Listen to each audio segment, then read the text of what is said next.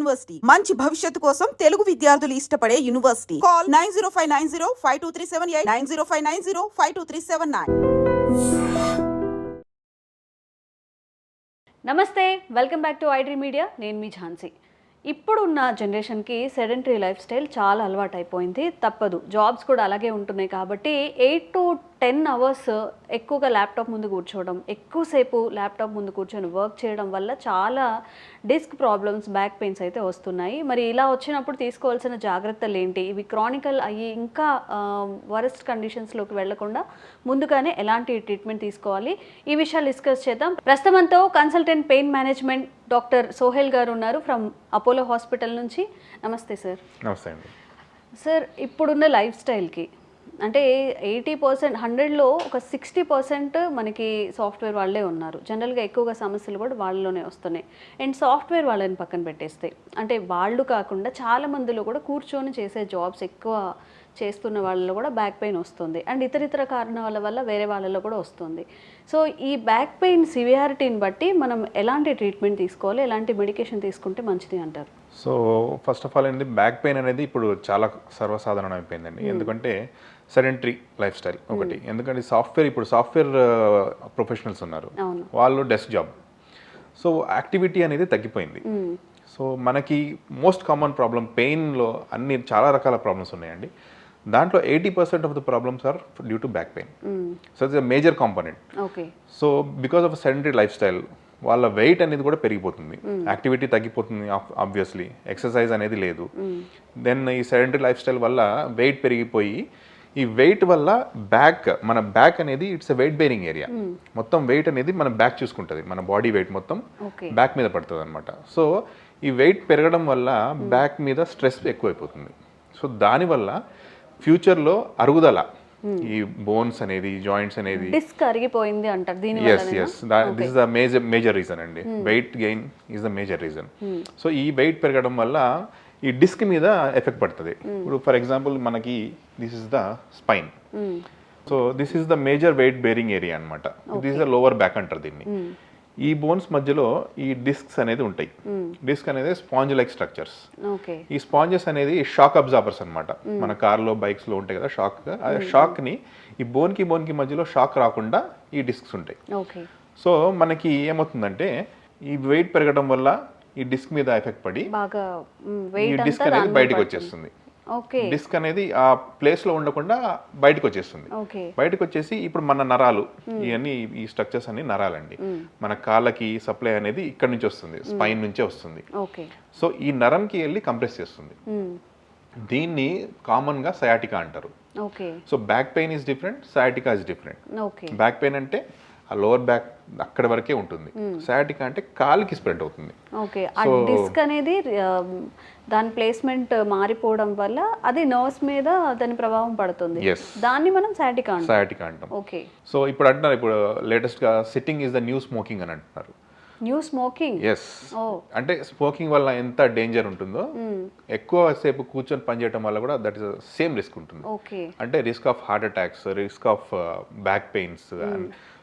Smoking వల్ల కూడా ఈ డిస్క్ స్ట్రక్చర్ అనేది మొత్తం డ్రై అయిపోతుంది. డిస్క్ అనేది వాటర్ కంటెంట్ ఉంటుందండి. సో ఇట్స్ అ స్పాంజ్ కదా. స్పాంజ్ మనం పిండి తయారు చేస్తాం.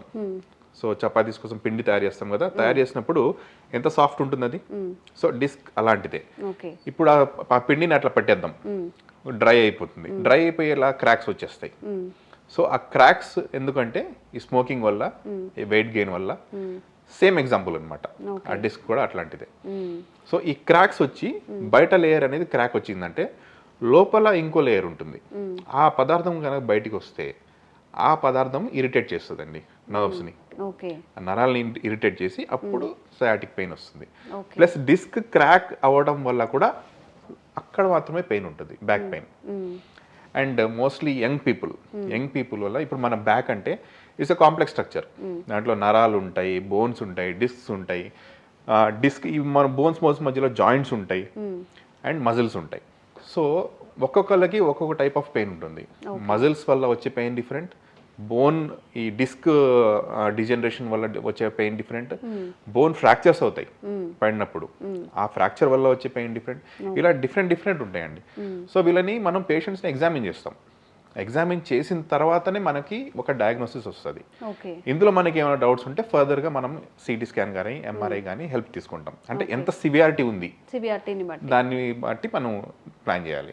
అంటే ఇప్పుడు వీడియో కాల్స్ చాలా మంది చేస్తుంటారండి. వీడియో కాల్స్ చేసి చెప్పండి సార్, అంటే జస్ట్ ఇక్కడ పెయిన్ ఉందండి, ఏమైనా ట్రీట్మెంట్ ఇవ్వండి. It's very bad thing. అంటే మనం అలా ఎలా చెప్తారు? అంటే ఎక్కడ డిస్క్ ఎక్కడ ప్రాబ్లం ఉందో చూడకుండా దట్స్ వాట్. అదే వీడియో కాల్లో ఇప్పుడు ఏంటంటే కోవిడ్ వల్ల వీడియో కాల్స్ ఎక్కువైపోయినాయి, వీడియో కన్సల్టేషన్స్. సో దీనికి మనం it's not at all this thing good thing అనమాట. అంటే మిస్ డయాగ్నోసిస్ అయ్యే ఛాన్స్ ఉంటుంది.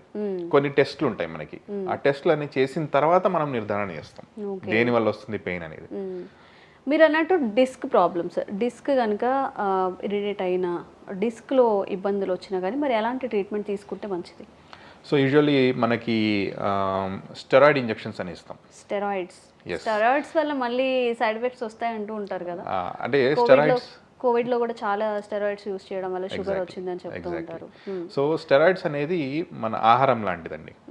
ఆహారం మితంగా తీసుకుంటే మనకి ఎనర్జీ వస్తుంది, బాగుంటుంది. స్టెరాయిడ్స్ కూడా సేమ్ థింగ్. ఇప్పుడు ఆహారం దొరుకుతుంది కదా అని ఇష్టం వచ్చినట్టు తినేస్తే మనకి ఊబకాయం వచ్చి సివియర్ డిజీజెస్ వచ్చేస్తాయి. ఈ స్టెరాయిడ్స్ కూడా అంతే.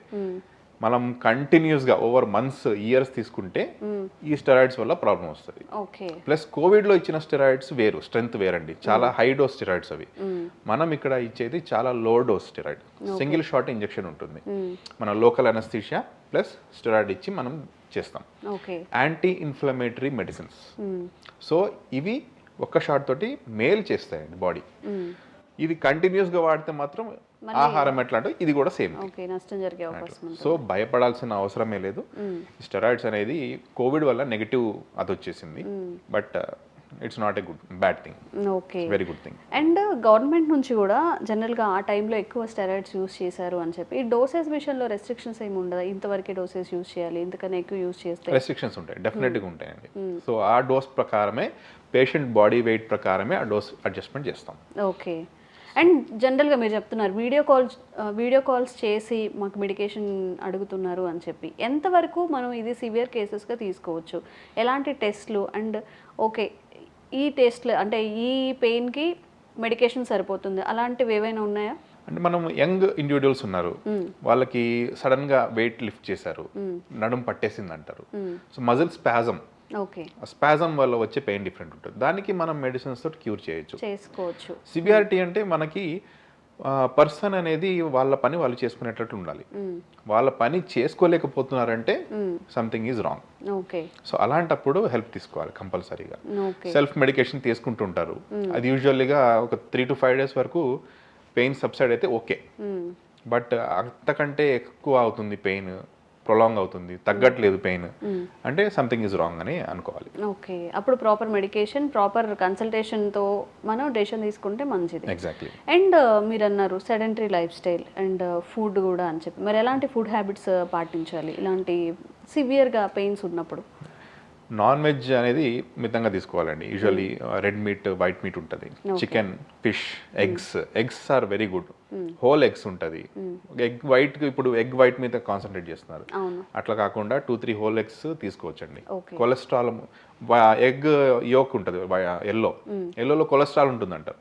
Cholesterol is good for health. Good cholesterol, bad cholesterol రెండు ఉంటాయి. సో బ్యాడ్ కొలెస్ట్రాల్ ఎక్కడ నుంచి వస్తుందంటే మనం అవుట్ సైడ్ ఫుడ్ తిన్నప్పుడు. బయట ఏం ఆయిల్ యూజ్ చేస్తున్నారో తెలియదు, ఎన్నిసార్లు యూజ్ చేస్తున్నారో కూడా తెలియదు. సో దానివల్ల వచ్చేది బ్యాడ్ కొలెస్ట్రాల్. మన ఇంట్లో ఆహారం, ఇంట్లో చేసిన వంటకాలు, సో హోమ్ ఫుడ్ అండి. Home food is always the best. Homely food తింటే మంచిది అంటారు. Okay. So vegetables and fruits are always good అండి. సో ఇవన్నీ దీని మీద ఎక్కువ మనకి fibre content. So overall health మనకి ఇంపార్టెంట్. సో ఏ బాడీ పార్ట్ ఎఫెక్ట్ అయినా కూడా టోటల్ బాడీ సఫర్ అయ్యేది హ్యూమన్ బీయింగ్. సో ఒక బాడీ, చిన్న బాడీ పార్ట్, జస్ట్ ఈ వేలు గోరుకి పెయిన్ వచ్చినా కూడా మొత్తం మనం అదైపోతాం.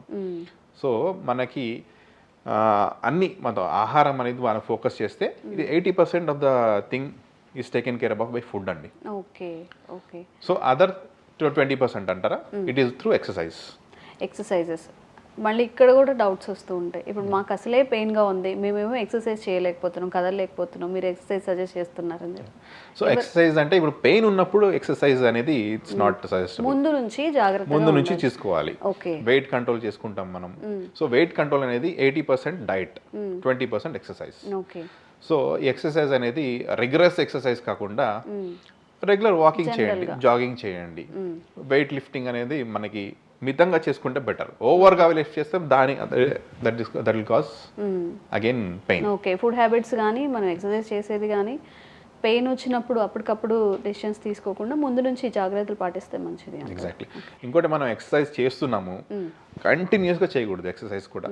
మధ్య మధ్యలో వీక్లీ వన్స్ గ్యాప్ తీసుకోండి. సండే వస్తుంది, సండే రెస్ట్ తీసుకోండి. బాడీకి రెస్ట్ కూడా అవసరం.